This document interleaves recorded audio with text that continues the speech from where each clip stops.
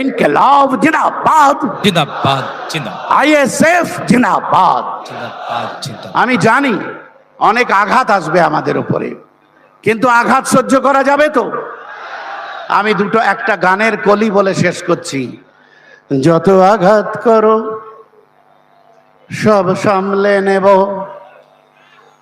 যত আঘাত করো সব সামলে নেব, চ্যালেঞ্জ তোমায় যদি মারতে পারো। যত আঘাত করো সব সামলে নেব, চ্যালেঞ্জ তোমায় যদি মারতে পারো।